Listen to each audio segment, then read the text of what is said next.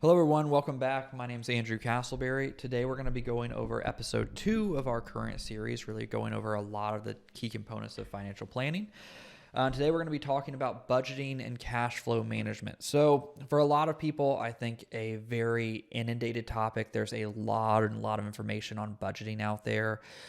And again, I want to stress is part of a financial plan and what we do as financial planners, where we tend to step in with most individuals is once this step is done. So we like to put out content on this so that you can kind of start to prepare. Where you typically would meet with a planner would be once you've really developed that budget, you've tracked your spending, you have good healthy habits, and you're really moving into investing and building your net worth, which we'll talk about in a lot more detail in further videos.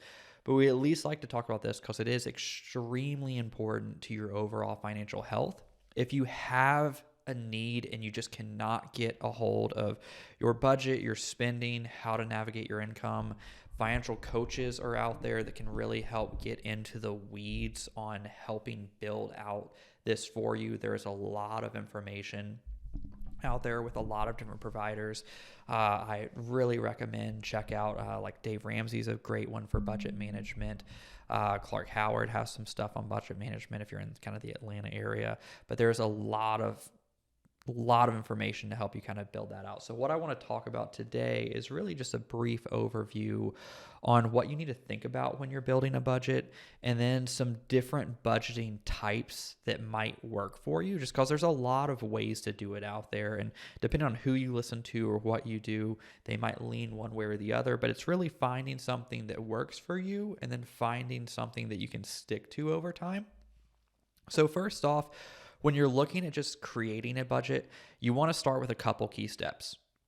Gather your financial information. So if you don't know what you pay in utilities, you don't know what you pay in a mortgage, you don't know what your income is, either your gross or your net, make sure you get that information. So you want to start with at least a good building block of where everything actually is. So that might be putting off budgeting for a few months just so you can start tracking your expenses, tracking your income, and get a good, healthy kind of baseline for yourself.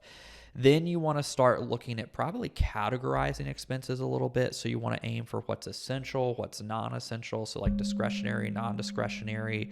You want to start looking at those expenses that aren't necessarily every single month and estimating them out. So like if it's car repairs or general maintenance or home repairs, start planning for those so they aren't unexpected things later on in the year. You want to look at comparing what your income is to what your expenses are. So you want to make sure, first off, your cash flow isn't negative. So if you are spending more than you're bringing in, you probably need to make a little bit more extreme adjustments at that point and adjust what your expenses are. Then you want to essentially review that on a regular basis. So either semi-monthly or monthly, depending on how you want to plan around it. But it's going to be something that you're going to have to work at. It's not going to come natural to most people. It's going to be something you're constantly going to mess up. You're constantly going to have errors. You're constantly going to have to think of things you didn't think of and edit and change them. There's a lot of great softwares out there. Empower, You Need a Budget, or sometimes referred to YNAB, depending on who you're talking to. I think YNAB's the cooler way to say it. I always used Mint for the longest time. It recently came to my attention Mint is ending in January and going to Credit Karma, and they're dropping a lot of their budgeting. But you can create just an Excel spreadsheet, but really just do something that's going to work for you. And when we talk about budgeting, there's really a couple different, I'd say, major styles of building a budget. Some are slightly easier than others. So one of the big ones is the 50-30-20 rule. So it essentially says 50% of your income's for needs, 30% of your income's for wants, 20% of your income is for savings. Now, at this point, you need an income that's big enough to where it can cover your needs, which are like housing, utility, transportation, with 50%. If your income is not large enough to cover those base expenses, there's only so much that you can do to cut your expenses. You might need to look at an income. how can I increase my income? How can I leverage myself to get a higher paying job or take on a side gig if you really are trying to get control of it? That is extremely hard to do over a long period of time. But one of the benefits of this type of budgeting is it does break it down into some pretty simplistic kind of just categories.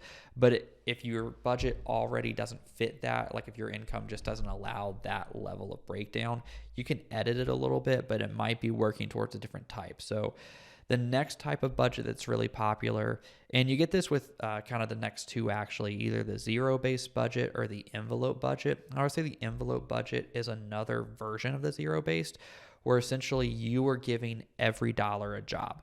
So with zero base, you start with your income and you give every dollar a job until you have no income left. Now that job might be putting towards savings, going towards eating out, going towards utilities, going towards entertainment, but you were just making sure every single dollar is assigned. So the goal is you don't have anything left over at the end of the month. Now the envelope system is, I'd say, a more aggressive version of that zero base. So it's where you actually manually build out envelopes. So you have a physical envelope for mortgage or a physical envelope for grocery, and you take your check, you cash it, and you put cash in each one of those envelopes.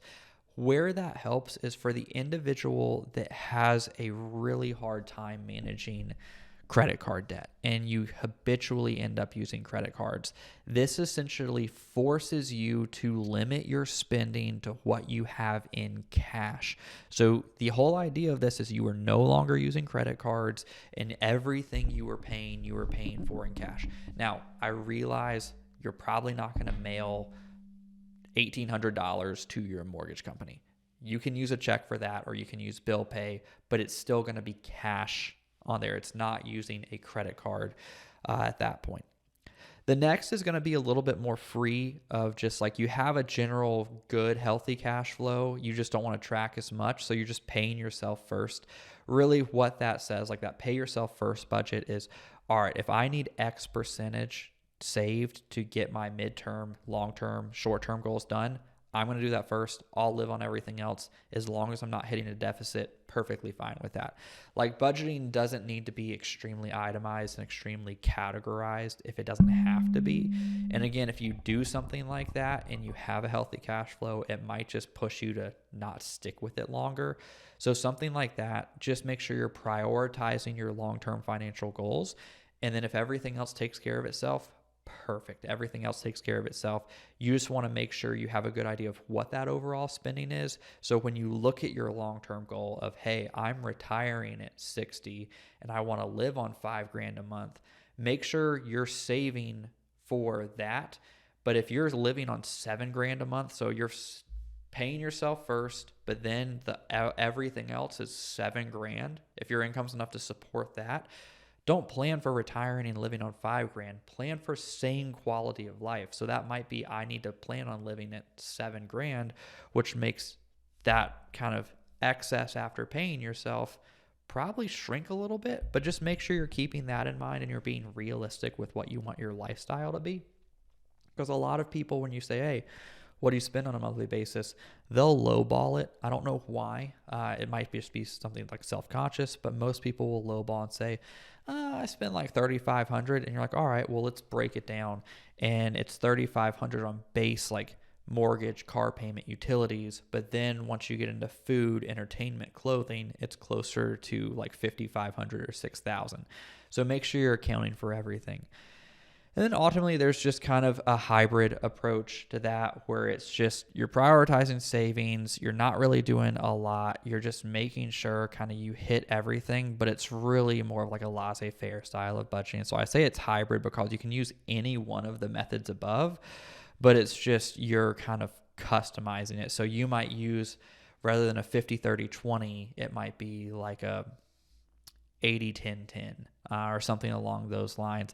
As long as it works and it fits for a long-term financial plan, it's fine. It's really just ultimately you building something that you can stick to and building something that is going to work for your long-term goals, going to work for your short-term goals, and isn't going to be something that you do for 6 months and then never look at again, but something that you can actively do on a regular basis. And again, it might be a lot of work on the front end, but it'll be something as you get slightly better, it will get easier and easier and easier and easier.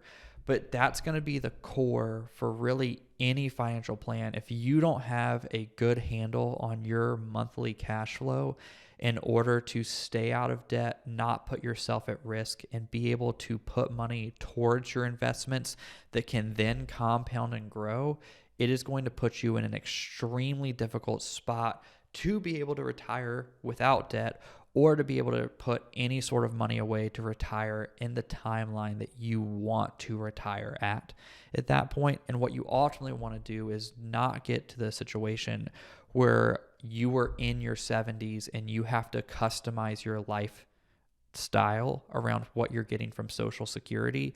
You want to be able to be in retirement and be comfortable with the lifestyle you want, which is going to require some savings and require some discipline.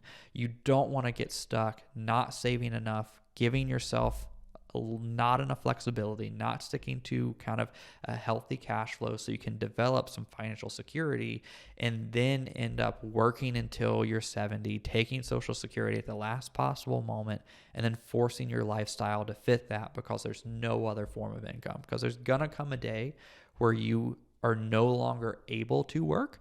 And there's not going to be a loan for that. There's not going to be anyone to necessarily help for that. You might have family if you're lucky, but it's going to be something you are really going to need to work towards and make sure you are making that a priority so that when you get to the end of your life, you can do that in as much comfort as possible without having to really lower your standard and quality of life. But I hope this has been helpful. Again, we have a couple other videos really detailed breaking out kind of building a budget for variable income.